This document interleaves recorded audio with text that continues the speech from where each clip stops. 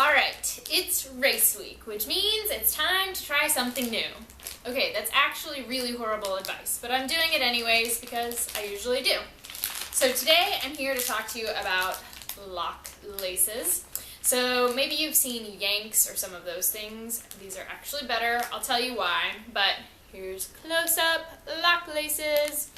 So they come in literally more colors than I have ever seen for anything in my life.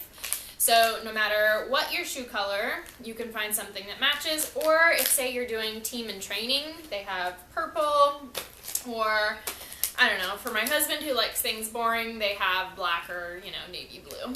So all we're gonna need to get started is an unlaced shoe, a package of lock laces, and some scissors. So I did have to cut open the package. I couldn't just rip it open, so I've already done that. And I've never done this before, so I'm kind of going through the process with you to see what it's like and what I think. So in the package, you're obviously going to have your string, you're going to have your lock lace adjuster, and then a cap for the end of the strings. So obviously I also have cats because I have string out and clearly this is a toy. So Lock Laces actually recommends that when you do this, you put your shoe on. So if you're lacing it up with the shoe on, you're going to be getting a little bit better fit and feel. And part of the reason that I'm adjusting to the lock laces is, one, when you have shoestrings, obviously they don't have much give. Like, I can't pull these, they aren't flexible. So once I have locked them in place, once I've Madison's she's videotaping now. She's behind the camera for me. Thank you. Once you put them in place, they're fixed, which means you might get that hot spot sometimes on your foot because it's creating pressure, whereas the lock lace string is sort of flexible. Can you see how it gives a little bit here? So it's going to allow your foot to move a little bit better and allow the shoe to stay molded to you the way it's meant to. The other thing that I really like, which I'll show you in a minute, is you know how when you finish running, you should untie your shoe, take it off this way, but I hate untying my shoes because I do a special lace, and then I never want to retie them when I put them on. So instead, I just push down on the heel, which actually deforms the shoe. So this is going to help prevent that issue too. And I better get going before Kingston decides that he's going to run away with my lock laces.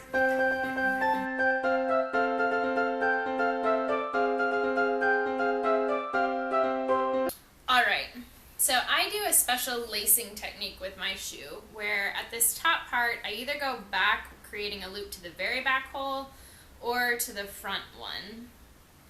So this is a little different than what you would normally do. Normally you would just go all the way up, pull them together, and put on your lock lace. But I do this because it helps me to keep my heel in the shoe because of the way the shoe moves. So I'm going to test this out and see how it works. And I may have to go back, and maybe with these I won't need to do that. But since it's what I'm used to, it's what I'm going to do here as well. So now that I've got them on, it's time to put on my lock lace. So it takes a little bit of coordination, which is not my forte, but push down, you're going to see two little holes, and then I'm just sliding the strings through. Kingston is doing a fabulous job of taking care of everything for me down there. Alright, so obviously, like your shoelaces, this has the capped off end points, but that's super long and you wouldn't want to keep that on your shoe. So I'm going to kind of tighten it down to see where I think it would be, and I'm also going to loosen it up a little bit to see, okay, if I want to take these off, where's it going to be? And then I'm going to trim.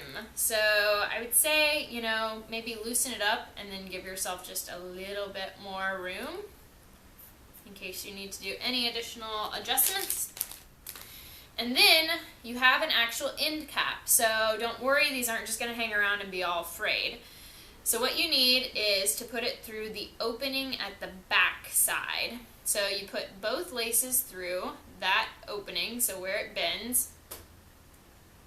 The little grippers in the middle will take care of it, and then you snap it closed. So I really like that because I oftentimes have shoelaces that are flapping all over the place. With these I can adjust it.